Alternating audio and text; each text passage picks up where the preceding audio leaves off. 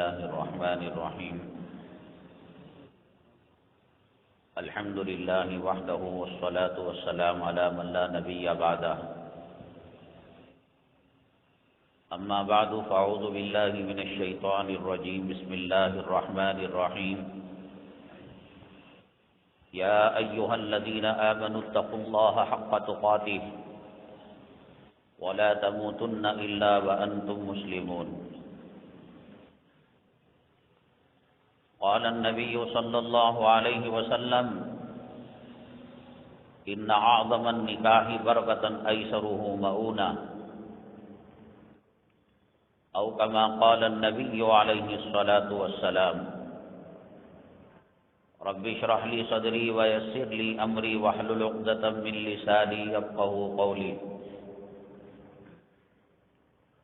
اللهم صل على سيدنا مولانا محمد في أول كلامنا اللهم صل على سيدنا مولانا محمد في أوسط كلامنا اللهم صل على سيدنا مولانا محمد في آخر كلامنا معزز سامعین کرام، اللہ تبارک تعالیٰ کا بے انتہا شکر اور احسان ہے۔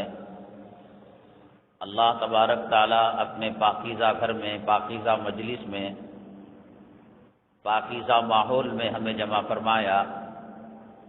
اللہ تبارک تعالیٰ ہمارے جمع ہونے کو، کہنے کو، سننے کو قبول فرمائے اور دلہا دلہن کی زندگیوں میں خیر و برکت نصیب فرمائے۔ دونوں خاندانوں کو اللہ تبارک تعالیٰ دین اور دنیا کی ترقیات سے مالا مال فرمائے اور ہم تمام کی اللہ تعالیٰ مغفرت فرمائے۔ معزز سامعین کرام، یہ کوئی ایسا موقع نہیں ہے کہ لمبی چوڑی تقریر کی جائے۔ یہ محفل نکاح ہے، ممکن ہے اس کے متصل بعد دوسرے نکاح بھی ہوئیں گے، اس لیے مختصر انداز میں کچھ ضروری باتیں میں آپ کے سامنے پیش کرنے کی کوشش کر رہا ہوں۔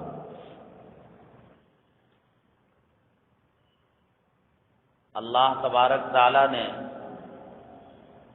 جہاں اپنی مخلوق میں بہت ساری چیزوں کو اپنی نشانی بتایا،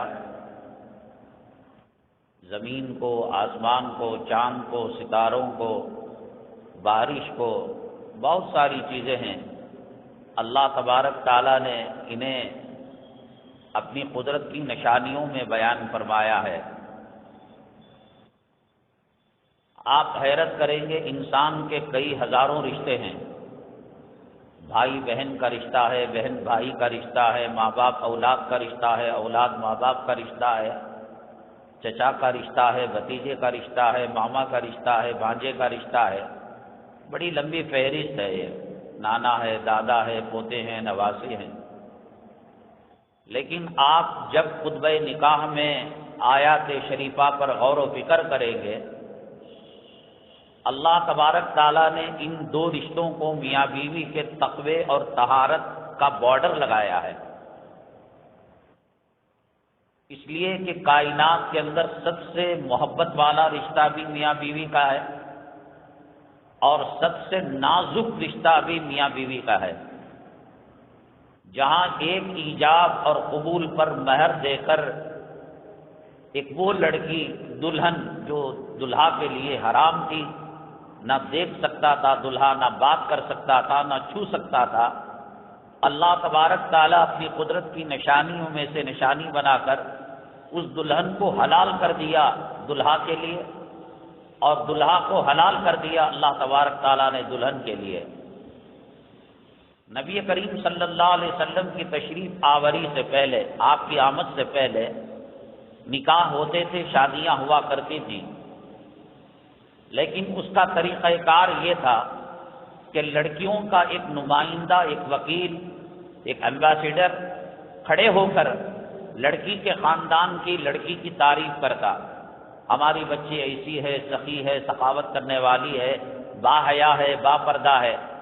جب اس کا بیان ختم ہوتا تو لڑکے کا نمائندہ کھڑا ہوتا اور لڑکے کا نمائندہ لڑکے کے اوصاف کو بیان کرتا، وہ تاجر ہے، وہ ایم پی ہے، وہ ایم ایل اے ہے، دیانت ہے، امانت ہے، فلاں فلاں۔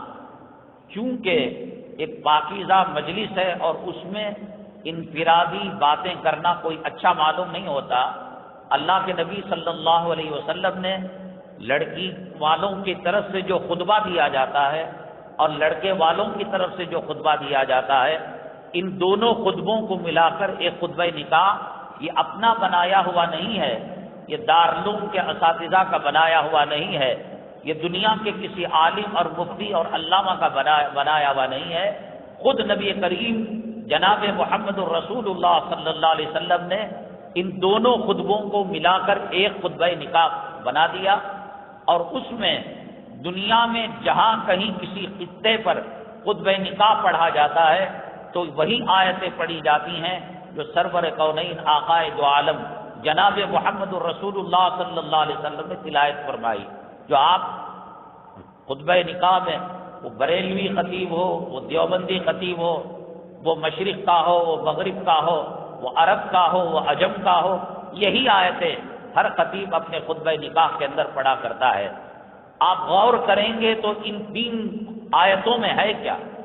یا ایھا الناس اتقوا ربکم الذی خلقکم، یا ایھا الذین آمنوا اتقوا اللہ حق تقاته، یا ایھا الذین آمنوا اتقوا اللہ وقولوا قولا سدیدا۔ تقوی تقوی تقوی، اللہ کا ڈر۔ کیوں نبی کریم صلی اللہ علیہ وسلم نے کلام پاک کی 114 سورتوں میں 30 پاروں میں 7 منزلوں میں 6666 آیتوں میں ان آیتوں کا سلیکشن کیوں کیا؟ میں نے آپ کو بتا دیا کہ دنیا کے ہزاروں لاکھوں رشتوں میں سب سے نازک رشتہ میاں بیوی کا ہے۔ باپ کہے تو میرا بیٹا نہیں، اس کے کہنے سے وہ بیٹا الگ نہیں ہو جاتا، اس کو میراث دی جائے گی، باپ کے مرنے کے بعد حصہ دیا جائے گا۔ اولاد اور ماں باپ کے اندر لڑائی ہو گئی، لڑکا کہہ رہا ہے میں تجھے باپ نہیں مانتا، میں تجھے ماں نہیں مانتا، وہ تصویر لے کر صبح سے شام تک بیٹھ جائے، باپ باپ ہے، ماں ماں ہے، بھانجا بھانجا ہے، خالہ خالہ ہے، پھوپھی پھوپھی ہے، ان کو اپنی زبان کی بولوں سے کاٹا نہیں جاتا اور رشتہ ختم نہیں کیا جاتا۔ لیکن نکاح کا معاملہ بڑا عجیب معاملہ ہے، ادھر بھی اجنبی خاندان ہے، ادھر بھی اجنبی خاندان ہے، اور وہ لڑکی یا وہ لڑکا جس کو لڑکی کا دیکھنا ناجائز تھا اور وہ لڑکا جسے لڑکی دیکھنا ناجائز تھا، تقوی کا پہرا لگا کر اللہ تبارک تعالیٰ نے ایجاب و قبول اور مہر کی ادائیگی کے پہلے اور مہر کی ادائیگی کے ساتھ اللہ تعالیٰ نے ان کو حلال کر دیا۔ ایک زبان میں یہ پیالس چلے جائیں، یہ جو ہے تاج محل چلے جائیں، لال قلعے میں چلے جائیں، جب تک لڑکی اور لڑکے میں ایجاب و قبول نہیں ہوتا، 30 سیکنڈ کا لفظ ہے، لڑکی نے کہا مجھے یہ لڑکا منظور ہے اور لڑکے نے کہا مجھے قبول ہے، جو چیزیں حرام کی حد بندیوں میں تھی اللہ تبارک تعالیٰ نے ایجاب اور قبول مہر کے بدلے میں ان کو حلال کر دیا۔ یاد رکھیے گا کہ دنیا کے رشتوں میں جو نازک رشتہ ہے وہ ایک بول پر جیسے حلال ہو رہا ہے ایک بول پر حرام بھی ہو جاتا ہے۔ خدا نہ کرے ابھی ہاتھ کی مہندی نہیں اتری، ابھی گھر سے خوشبو نہیں گئی پھولوں کی، خدا نہ کرے لڑکا جیسے 1 مہینے قبول کیا کے کہنے پر حرام لڑکی رشتوں کے اعتبار سے حلال ہو گئی، وہ 1 مرتبہ طلاق کے کہنے پر وہ حرام بھی ہو جاتی ہے۔ اللہ کے نبی صلی اللہ علیہ وسلم یہ چاہتے ہیں مسلمانوں کا نکاح خیر و عافیت کے ساتھ قبروں تک چلے، قبروں سے آخرت تک چلے، آخرت سے جنت کے اندر چلے۔ قرآن شریف کے سورہ طور کے پہلے رکوع میں اللہ تبارک تعالیٰ نے ارشاد فرمایا وَأَلْحَقْنَا بِهِمْ ذُرِّيَّتَهُمْ، اگر یہ جوڑے نیک ہوں گے۔ فرعون کا مسئلہ کیا تھا؟ فرعون جہنمی اور بی بی آسیہ ایک اللہ کی نیک بندی، اگر ایمان نہ ہو اللہ تبارک تعالیٰ جس کے پاس ایمان نہیں ہے اس کو جہنم میں ڈال دیں گے، اور جس کے پاس ایمان ہو اللہ تعالیٰ جنت میں ڈال دیں گے۔ دونوں مسلمان ہیں لیکن درجات کا فرق ہے، ایک پہلی منزل میں ہے ایک 7ویں منزل میں ہے۔ اللہ رحم و کرم کا معاملہ کرتے ہوئے ان میاں بیوی کے جوڑے کو برابر کر کر، بیوی کا مرتبہ کم تھا جنت کے منزلوں کے اعتبار سے، یا خاوند کا مرتبہ کم تھا جنت کے منزلوں کے اعتبار سے، اللہ اپنے فضل اور کرم سے دونوں کو معاف فرما کر اللہ تبارک تعالیٰ جنت تک پہنچا دیں گے۔ جو شادی شریعت کے مطابق کی جاتی ہے، نبی کریم جناب محمد الرسول اللہ صلی اللہ علیہ وسلم کے سنت کے مطابق کی جاتی ہے، ہندو تو کہتے ہیں یہ 7 جنموں کا پھیرا ہے، لیکن مسلمان کی شادی جنت سے نکلی تھی اور جنت پہنچا کر رہے گی۔ سیدنا آدم علی نبینا علیہ الصلاۃ والسلام ساری جنت کی نعمتیں حاصل ہے، کوئی اور وہاں پر مخلوق نہیں ہے، انسانی مخلوق نہیں ہے۔ اللہ حضرت آدم علیہ السلام کو وحشت ہو رہی تھی، بے چینی ہو رہی تھی، اللہ تبارک تعالیٰ نے ان کی پسلی سے حضرت حوا کو پیدا فرمایا۔ حضرت حوا نے وہ کام کیا جو جنت کی نعمتیں نہیں کر سکتی تھیں، جنت کے باغات نہیں کر سکتے تھے، جنت کی نہریں نہیں کر سکتی تھی۔ حضرت حوا علیہ السلام سے سکون ملا۔ حضرت سیدنا آدم علیہ السلام سب سے پہلا نکاح اللہ تبارک تعالیٰ نے جنت کے اندر حضرت آدم اور حضرت حوا کا کروایا، اور جو نکاح سنت کے مطابق ہوتے ہیں، شریعت کے مطابق ہوتے ہیں، جہاں پہلا نکاح شروع ہوا تھا، اللہ تبارک تعالیٰ اپنے فضل سے، کرم سے، مہربانی سے ان شادی شدہ جوڑوں کو دنیا میں بھی سکھی رکھیں گے، عالم برزخ میں بھی خوش رکھیں گے، عالم آخرت کے اندر بھی خوش رکھیں گے۔ سورہ حاقہ کے پہلے رکوع میں اللہ تبارک تعالیٰ نے ارشاد فرمایا، فَأَمَّا مَنْ أُوتِيَ كِتَابَهُ بِيَمِينِهِ فَيَقُولُ هَاؤُمُ اقْرَءُوا كِتَابِيَهْ إِنِّي ظَنَنتُ أَنِّي مُلَاقٍ حِسَابِيَهْ فَهُوَ فِي عِيشَةٍ رَاضِيَةٍ فِي جَنَّةٍ عَالِيَةٍ قُطُوفُهَا دَانِيَةٌ۔ اللہ تبارک تعالیٰ فرماتے ہیں کہ جب نامہ اعمال سیدھے ہاتھ میں دیا جاتا ہے، خوش ہو کر خاوند بیوی کے پاس جاتا ہے، بیوی خاوند کے پاس آتی ہے، اولاد ماں باپ کے پاس جاتے ہیں، ماں باپ اولاد کے پاس آتے ہیں، یہ رشتہ قبر سے ہوتے ہوئے عالم آخرت کے اندر، اور پھر اللہ اپنے فضل سے اس رشتے کو جنت کے اندر پہنچاتے ہیں۔ بڑے افسوس کی بات یہ ہے، آج کی جو باتیں نصیحت کی جاتی ہیں، خطبہ نکاح سے متعلق جو کی جاتی ہیں، میں نے بتایا سورہ نساء کی آیت اور تقوی کی 3 آیتیں اللہ تبارک تعالیٰ اللہ کے نبی صلی اللہ علیہ وسلم خطبہ نکاح میں رکھ کر یہ بتانا چاہتے ہیں، یہ رشتہ نازک رشتہ ہے، یہ رشتہ چلے گا جہیز سے نہیں چلے گا، یہ رشتہ چلے گا جوڑے سے نہیں چلے گا، یہ رشتہ چلے گا لڑکی کے ماں باپ کے کروڑ پتی ہونے کی وجہ سے نہیں چلے گا، یہ رشتہ چلے گا لڑکے کے سرکاری آفیسر اور کمانڈر ان چیف اور کروڑ پتی، ارب پتی، صاحب جائیداد ہونے کی وجہ سے نہیں چلے گا۔ رشتے دولت سے نہیں چلتے، مال سے نہیں چلتے، اپارٹمنٹ سے نہیں چلتے، زمینوں سے نہیں چلتے۔ اللہ کے نبی صلی اللہ علیہ وسلم نے خطبہ نکاح میں تقوی کی 3 آیتیں پڑھ کر امت کو آگاہ کیا، یہ رشتے چلیں گے تو خدا کے خوف سے چلیں گے۔ خاوند بیوی سے ناراض ہے، لیکن اس کو ڈر ہے اگر آج میں نے اس کو طلاق دے دی یا مار دیا یا تانا لگایا یا اس کے سامنے ماں باپ کی گالی دی، یہ تقوی کی 3 آیتیں اس کے زبان پر پہرا لگائیں گی اور کہیں گی بابا ظلم سے بچ جاؤ، یہ رشتہ اللہ نے تقوی کی بنیاد پر قائم کرایا ہے۔ حضرات بڑے افسوس کی بات یہ ہے، آج تمام معاملات الٹے سیدھے ہو گئے ہیں۔ یہ جو بات کہی جاتی ہے شادی کو سادگی کے ساتھ کرنا چاہیے، یہ شریعت کا مسئلہ نہیں ہے۔ کروڑ پتی کی سادگی الگ ہوتی ہے، لکھ پتی کی سادگی الگ ہوتی ہے، جھگی جھوپڑی میں رہنے والا غریب اور فقیر اس کی سادگی الگ ہوتی ہے۔ قرآن نے یہ نہیں کہا سادگی کے ساتھ نکاح کرو، قرآن نے یہ نہیں کہا کم خرچ کے ساتھ نکاح کرو، قرآن نے یہ کہا کہ تم تقوی کی بنیاد پر ان رشتوں کو قائم کرو۔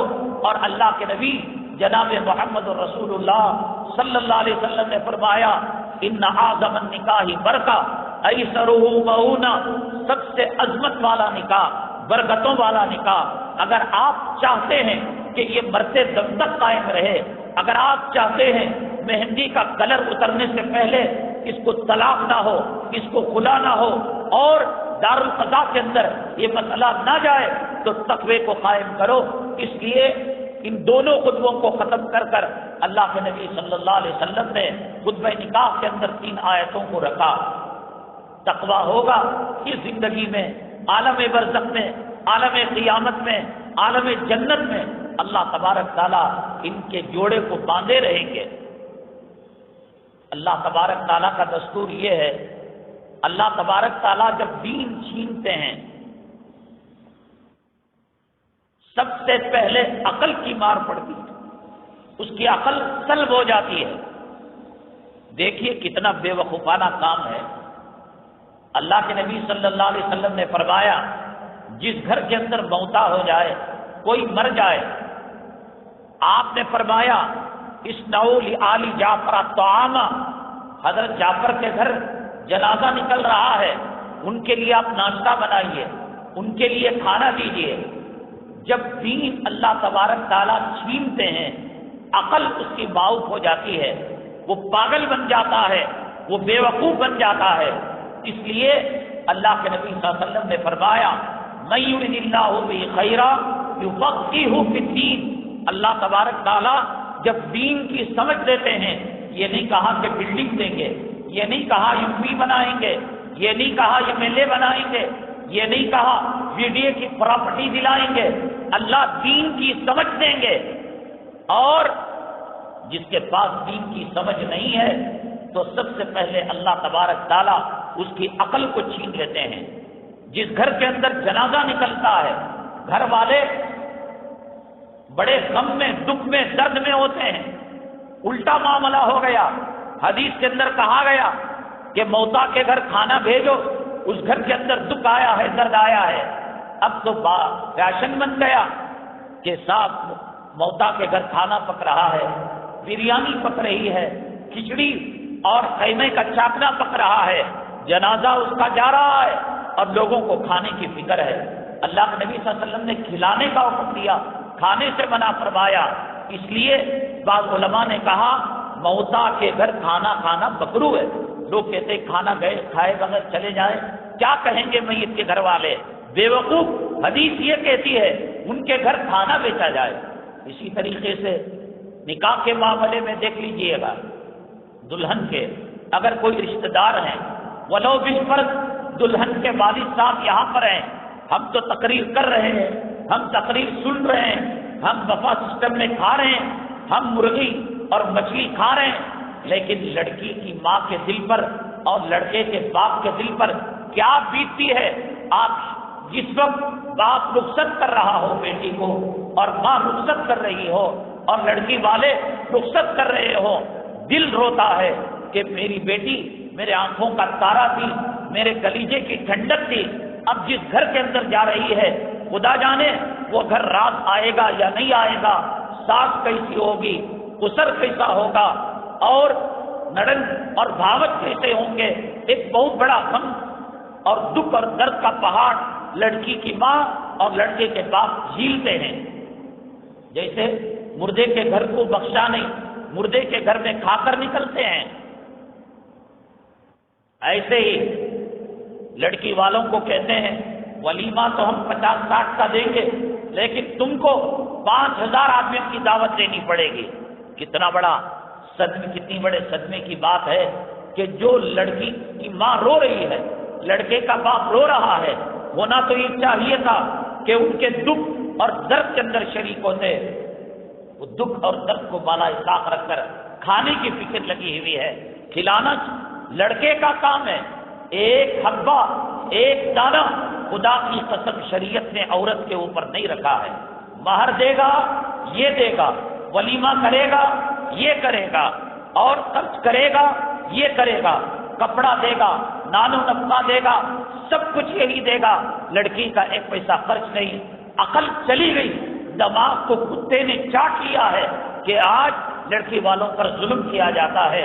جوڑا لینا، جہیز لینا خالص مشرکانہ رسم ہے، کافرانہ رسم ہے، اسلام میں اس کا کوئی گنجائش نہیں۔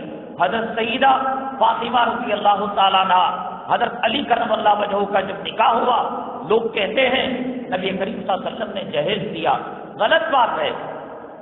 نبی کریم صلی اللہ علیہ وسلم نے حضرت علی کرم اللہ وجہہ سے پوچھا میری بیٹی کو مہر دینے کے لیے کچھ ہے؟ حضرت علی نے فرمایا کچھ نہیں ہے.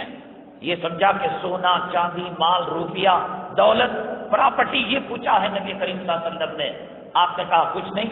نبی کریم صلی اللہ علیہ وسلم نے فرمایا وہ جو زیرہ رکھی ہوئی ہے، سامنے سے تیر آتا ہے، سامنے سے تلوار کا وار ہوتا ہے، اس سے ڈیفنس کرنے کے لیے ایک ڈھال ہوتی ہے، علی وہ تو ہے. حضرت علی نے سمجھا کہ آپ نے مہر کے لیے جو پوچھا ہے، مال کو پوچھا ہے، دولت کو پوچھا ہے، وہ دولت اور مال نہیں سمجھا. کہا کہ لے کر آؤ اور جاؤ عثمان غنی رضی اللہ تعالیٰ عنہ کو فروخت کر دو. حضرت علی کرم اللہ وجہہ حضرت عثمان غنی رضی اللہ تعالیٰ عنہ کو بیچ دیا. حضرت عثمان رضی اللہ تعالیٰ ایک 6 مہینے سال کے بعد جو رقم حضرت علی کرم اللہ وجہہ سے کو دی اور ڈھال لیا، ڈھال بھی دے دیا اور تحفہ بھی دے دیا، بر وقت نہیں کیا کہ کہیں حضرت علی کرم اللہ وجہہ کے دل کو دکھ نہ پہنچے اور درد نہ پہنچے. اور پھر انہی پیسوں میں نبی کریم صلی اللہ علیہ وسلم نے 2 تکیے بنائے جس کے اندر کھجور کی چھال رکھی گئی تھی، ایک کمبل بنایا جس کے اندر کھجور کی چھال رکھی ہوئی تھی، ایک چکی بنائی اور ایک ہانڈی بنائی، ایک سراہی بنائی. بس یہ تھا جہیز کا تصور اسلام کے اندر نہیں ہے. عقل مار کھا گئی ہے، لڑکی والوں سے دعوت کھائی جاتی ہے، حرام ہے، ناجائز ہے. جو گناہ ناکام حرام ہوتا ہے اور بڑا ہوتا ہے وہ کرنا بھی اور ان محفلوں کے اندر شریک ہونا بھی گناہ ہے. خدا کی لعنت کو دعوت دینا ہے، خدا کے عذاب کو دعوت دینا ہے، خدا کے قہر کو دعوت دینا ہے. جن مجلسوں کے اندر ویڈیوگرافی کی جاتی ہے، جن مجلسوں کے اندر بے حیائی کے کام ہوتے ہیں، بے شرمی کے کام ہوتے ہیں، عورتیں بے پردہ مردوں کو زنا کی دعوت دے رہے ہیں، کھانا سنت کے مطابق نہیں ہوتا، وہ مجلس کرنا بھی حرام ہے، اس مجلس میں شریک ہونا بھی حرام ہے. اگر آپ اپنی اولاد کی بھلائی چاہتے ہیں، میرا بیٹا سکھی رہے، میری بہو خوش رہے، میری بیٹی خوش رہے، میرا داماد خوش رہے، تو آپ دولت کے ذریعے سے، مال کے ذریعے سے، پیسوں کے ذریعے سے، جہیز کے ذریعے سے، پراپرٹی کے ذریعے سے خوش نہیں کر سکتے. اگر خوش کرنا ہے، ان اعظم النکاح برکہ ایسرہ مؤونہ، سب سے برکت والا وہ نکاح ہے جس میں مائنس ڈگری کا خرچہ آتا ہو. دلہن کے گھر کو پینٹنگ کی جا رہی ہے، کتنا خرچہ؟ 1.25 لاکھ روپے خرچہ. دلہا کے گھر کے اندر ماربل لگایا جا رہا ہے، یہ بھی شادی کے خرچے میں آتا ہے. خدا بند قدوس کی عزت و جلالت کی قسم، آسمان زمین پیروں تلے آ سکتا ہے، یہ زمین آسمان کی جگہ لے سکتی ہے، سمندر میں آگ لگ سکتی ہے، سمندر کا پانی شہد جیسا میٹھا ہو سکتا ہے، شہد کڑوا ہو سکتا ہے، آگ ٹھنڈی ہو سکتی ہے، نبی کا فرمان غلط نہیں ہو سکتا. آپ نے کہا کم خرچے والا نکاح برکت والا نکاح ہے. اللہ تبارک تعالیٰ میاں بیوی کے اندر الفتیں پیدا فرمائے، محبتیں پیدا فرمائے. اللہ تبارک تعالیٰ ایسی اولاد اس گھرانے سے نکلے جو دین کی داعی بنے، مجاہد بنے، غازی بنے، دین اور دنیا میں وہ اپنا نام روشن کرے، خاندان کا نام روشن کرے. اللہ تبارک تعالیٰ اس مجلس کو قبول فرمائے. حاضرین مجلس نکاح خوانی کی اجازت پر عمل فرمائے. الحمدللہ الحمدللہ نحمده ونستعینه ونستغفره ونؤمن به ونتوکل علیہ ونعوذ باللہ من شرور انفسنا ومن سیئات اعمالنا من يهده الله فلا مضل له ومن يضلل فلا هادي له ونشهد ان لا اله الا الله وحده لا شريك له ونشهد ان سيدنا ومولانا محمدا عبده ورسوله صلی اللہ علیہ وعلى آلہ واصحابہ وبارک وسلم تسلیما کثیرا کثیرا. اما بعد فاعوذ باللہ من الشیطان الرجیم. بسم اللہ الرحمن الرحیم. یا ایھا الناس اتقوا ربکم الذی خلقکم من نفس واحدہ وخلق منها زوجها وبث منهما رجالا كثيرا ونساء واتقوا الله الذي تساءلون به والارحام ان الله كان عليكم رقيبا. یا ایھا الذین آمنوا اتقوا اللہ حق تقاته ولا تموتن الا وانتم مسلمون.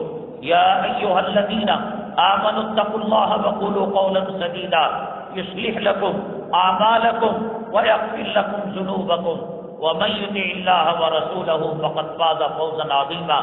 قال النبي صلى الله عليه وسلم النکاح من سنتی وقال علیہ السلام ومن رغب عن سنتی فلیس منی او کما قال النبی علیہ الصلاۃ والسلام.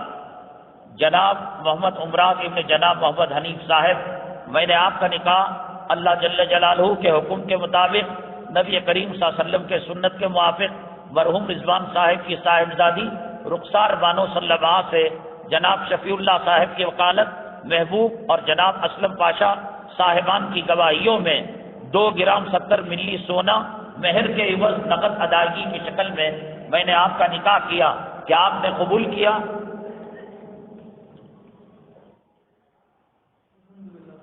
کیا آپ نے قبول کیا؟ بارک اللہ لکما بارک اللہ علیکما وجمع بینکما فی خیر.